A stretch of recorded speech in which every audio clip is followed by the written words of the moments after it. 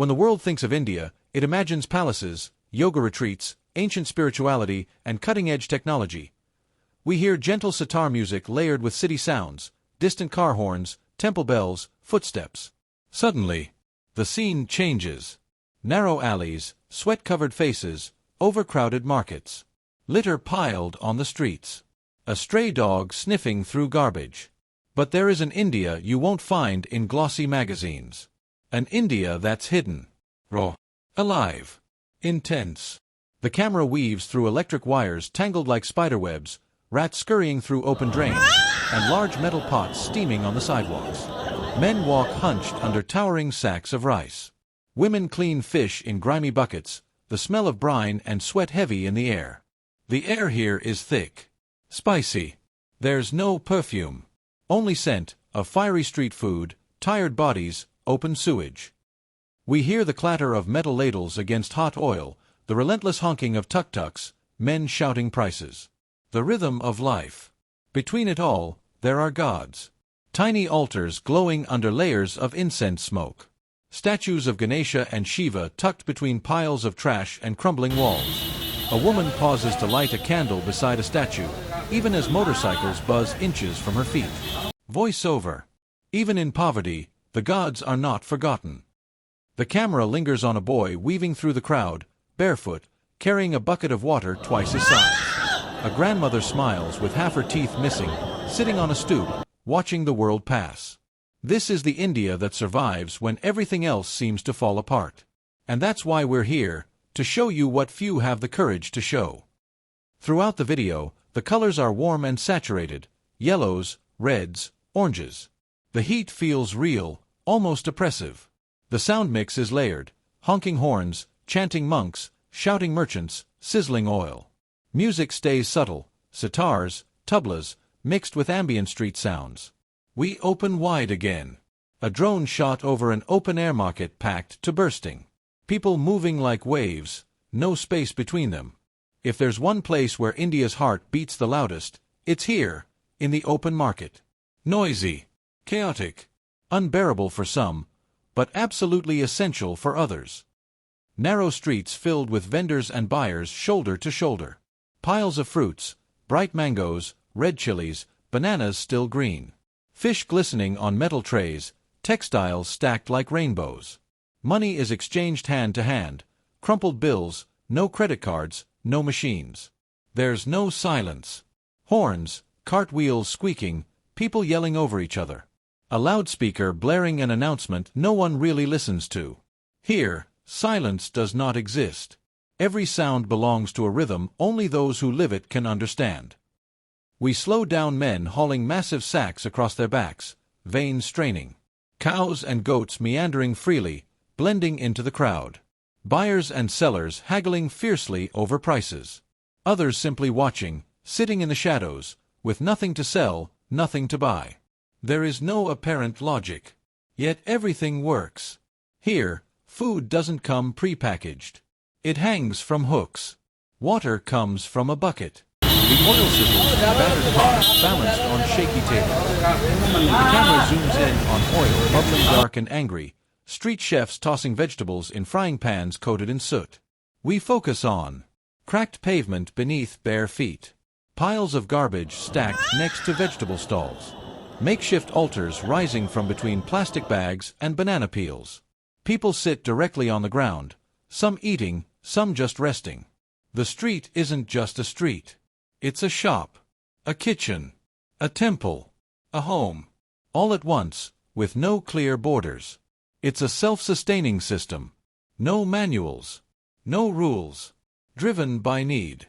Maintained by repetition. We highlight the small but powerful details. A man carefully cleaning his sandals before prayer. Children laughing while chasing a plastic bottle. A vendor blessing his goods before the day begins. There is beauty where there is no beauty. Dignity where there seems only abandonment.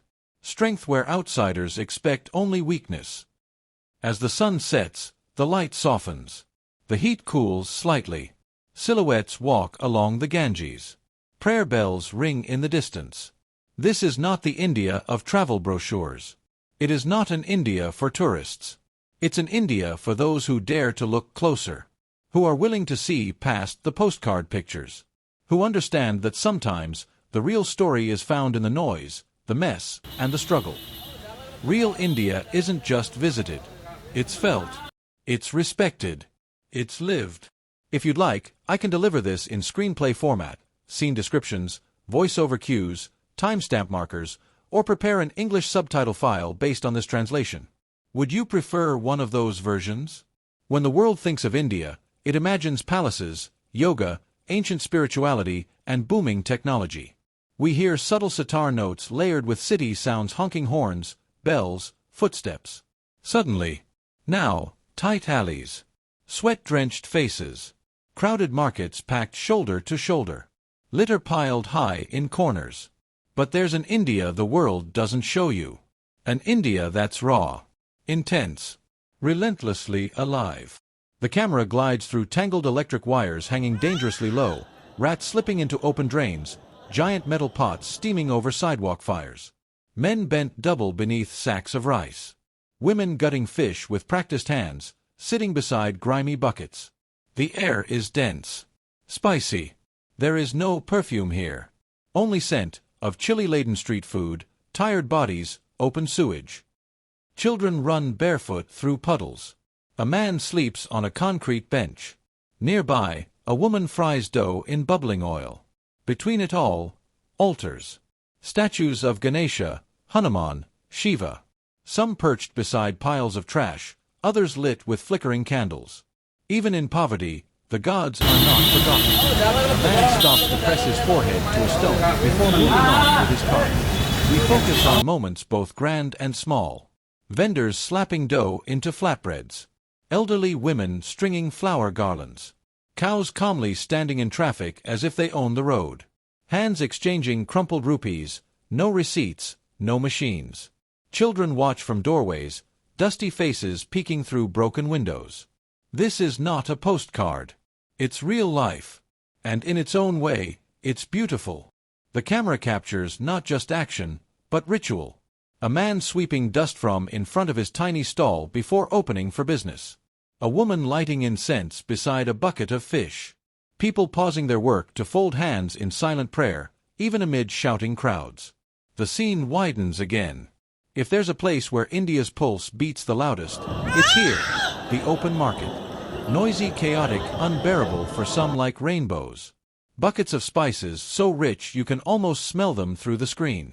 Men carrying impossible loads balanced on their heads. There is no clear logic. And yet, it works. Here, nothing is wrapped in plastic. Food hangs from hooks. As sunset colors the sky, we see families gathered on rooftops, cooking together. Children flying kites. Fathers teaching sons to count coins. We end with a wide shot. The whole city glowing under twilight, still moving, still alive. This is not the India of travel magazines. It's not the India built for tourists. It's the India that endures, that survives, that lives no mat story moved you, if it opened your eyes to a side of the world few dare to show. Don't forget to leave a like, subscribe to the channel, and join us as we keep uncovering the hidden sides of the world one story at a time.